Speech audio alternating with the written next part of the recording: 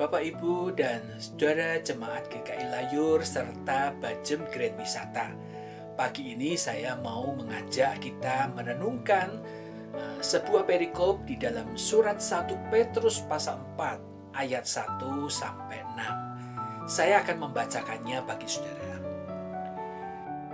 Jadi, karena Kristus telah menderita penderitaan badani, kamu pun harus juga mempersenjatai dirimu dengan pikiran yang demikian. Karena barang siapa telah menderita penderitaan badani, ia telah berhenti berbuat dosa. Supaya waktu yang sisa jangan kamu pergunakan menurut keinginan manusia, tetapi menurut kehendak Allah. Sebab telah cukup banyak waktu kamu pergunakan untuk melakukan kehendak orang-orang yang tidak mengenal Allah. Kamu telah hidup dalam rupa-rupa hawa nafsu, keinginan, kemabukan, pesta pora, perjamuan minum, dan penyembahan berhala yang terlarang. Sebab itu mereka heran bahwa kamu tidak turut mencemplungkan diri bersama-sama mereka di dalam kubangan ketidaksenonohan yang sama, dan mereka memfitnah kamu. Tetapi mereka harus memberi pertanggungan jawab kepada Dia yang telah siap sedia menghakimi orang yang hidup dan yang mati.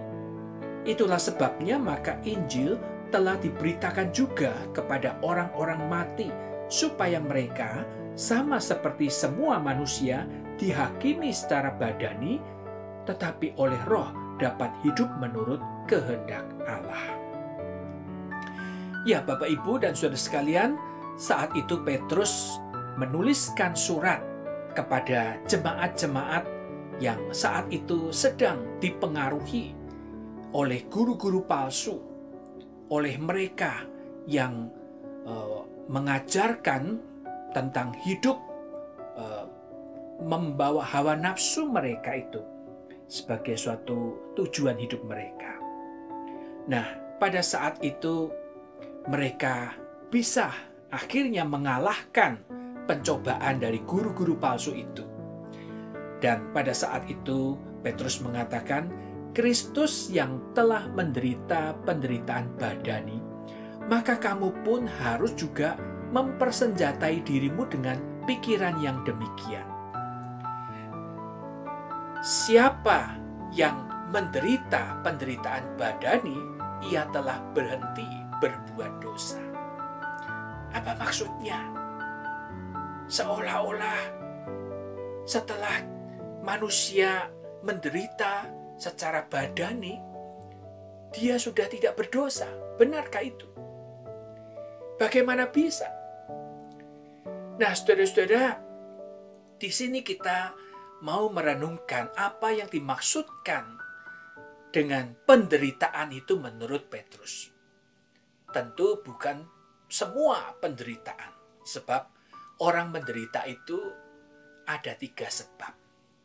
Yang pertama adalah karena sebab internal, bahwa dia menderita oleh karena kesalahannya sendiri, bahwa dia sakit oleh karena dia tidak menjaga kesehatannya.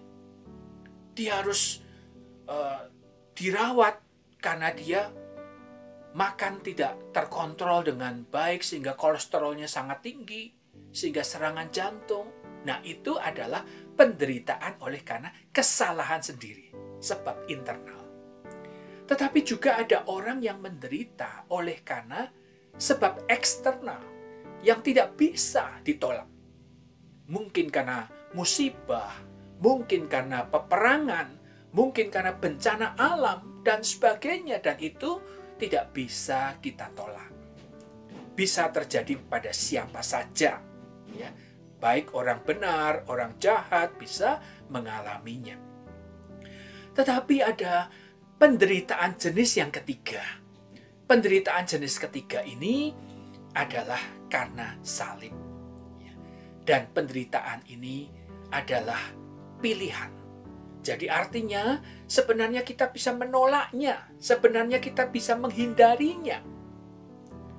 Tetapi karena kita tahu itu konsekuensinya sebagai murid Kristus, maka kita rela mengalaminya. Kita rela memikul salib itu. Kita ingat, saudara, ketika Yesus sedang berdoa di Taman Getsemani, Yesus berkata, "Bapa, sekiranya mungkin biarlah cawan pahit ini tidak kuminum." Artinya secara jasmani, Yesus tidak menginginkan penderitaan di kayu salib itu.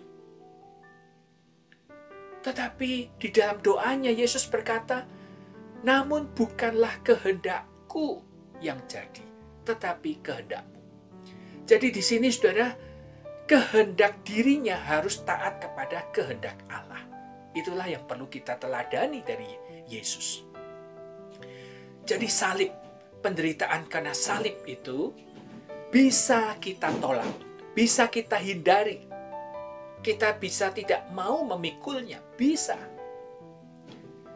Nah, tetapi ketika kita mau taat memikulnya, maka itu sama dengan seperti kita terus berusaha mau hidup seperti Kristus.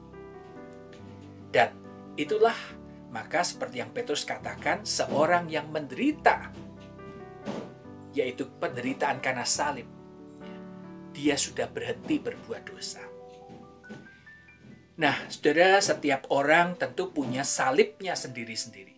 Salib itu tidak harus seperti Kristus, digantung di kayu salib. Ya. Tidak, tetapi mulai dari hal yang sederhana, yaitu penyangkalan diri kita. Ya.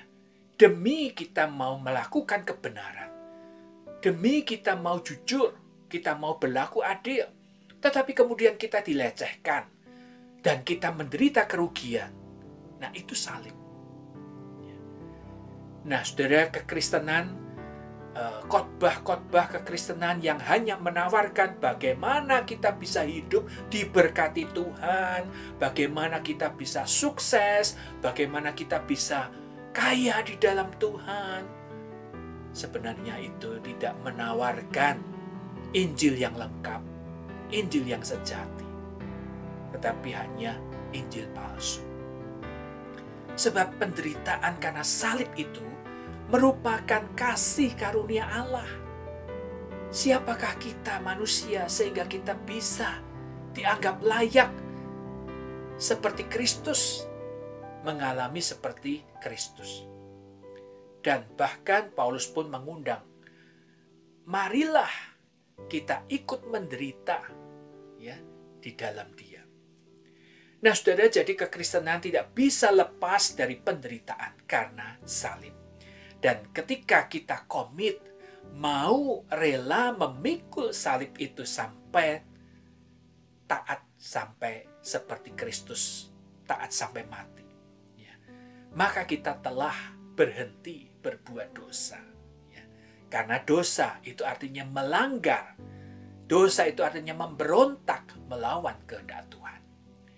Nah, saudara, di dalam 1 Petrus ini, Petrus menasehati jemaat agar tidak lagi menggunakan waktu untuk menuruti guru-guru palsu yang mempengaruhi mereka, tetapi menggunakan waktu itu untuk mencari kehendak Allah, bukan keinginan manusia. Petrus menasihati agar jemaat tidak lagi hidup di dalam rupa-rupa hawa nafsu dan hidup yang berpusatkan pada si aku yang lama. Mereka yang dahulu telah mempengaruhi jemaat untuk bisa jauh dari Tuhan, untuk bisa hidup dengan tujuan bagi dunia ini. Maka Petrus pun mengatakan bahwa ya, mereka yang sudah mati itu, ya, bahwa Injil dikabarkan kepada mereka, kepada orang-orang mati. Bukan maksudnya supaya mereka bertobat, sudah tidak ada kesempatan lagi ya. Tetapi Injil itu diberitakan sebagai suatu proklamasi bahwa kemenangan Kristus itu nyata dan benar seperti yang disaksikan Alkitab. Dan proklamasi bahwa tuntutan hukum Taurat itu sudah digenapi di dalam diri mereka. Nah, saudara-saudara, marilah kita bersama-sama mengikuti apa yang dinasihatkan Petrus ini. Kita mau rela, taat, memikul salib itu sampai pada akhirnya.